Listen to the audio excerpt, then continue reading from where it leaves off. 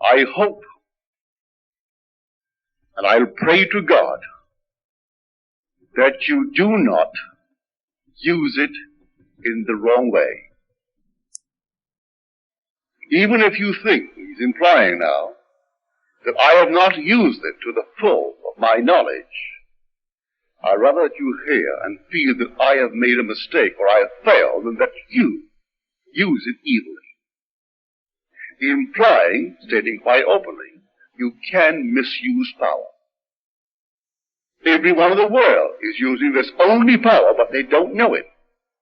So he's trying to bring us to the knowledge of this power and the wise use of it. It's called, as we first quoted it, it's called the pearl of great price. So great is this pearl, so valuable, it takes everything that you own to buy it. Now, you don't go and liquidate your stocks and bonds. You don't sell your homes. You don't sell anything in the world of wealth. But it takes everything that you now believe in, other than it, to pay for it. You believe in astrology, you've got to sell it. You believe in numerology, in teacup leaves, in numerology, and all these things. No matter what you believe in as a power to control you, you've got to sell it. It takes the belief, all these beliefs, and you've got to sell them. No one's going to buy them from you. But you give them up as valueless. Therefore, there's no price attached, no value whatsoever.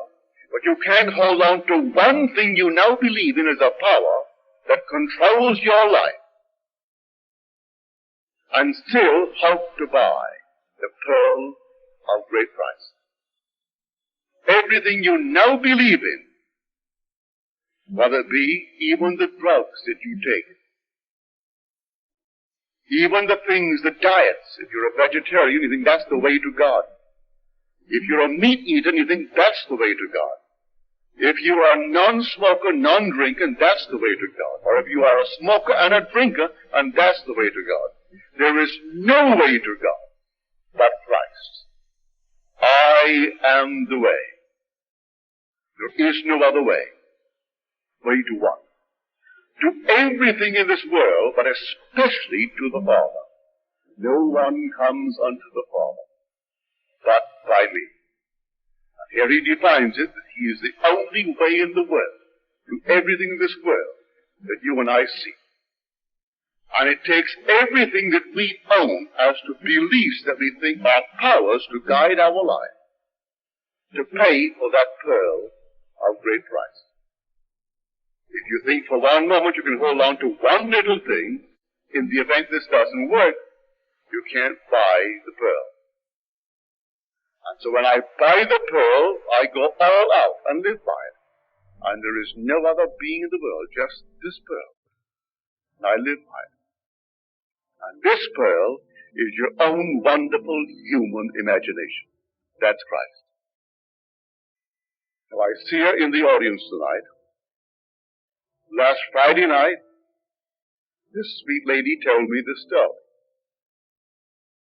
She went into the baker to buy the usual things that we buy when we go to the bakery. And the lady who waited on her didn't look well. And she, without asking the reasons for her present appearance, in her own mind's eye, when she got home, she talked to her as though she stood before her physically. She didn't sit down, she didn't relax, didn't go into a trance, just brought her before her mind's eye, and heard her say that she felt so well. And she complimented her on the way she looked. She looked so well.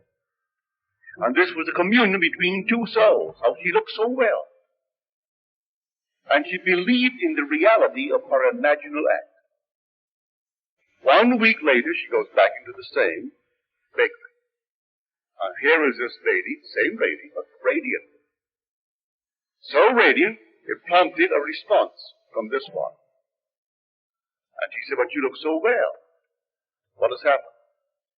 Well, she said, "This past week I inherited some money. I paid all of my bills. I paid everything that I owed this world.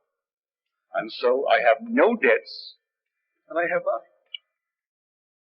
Now, this lady is totally unaware of the gift she received from the lady who is present here tonight. Totally unaware of it.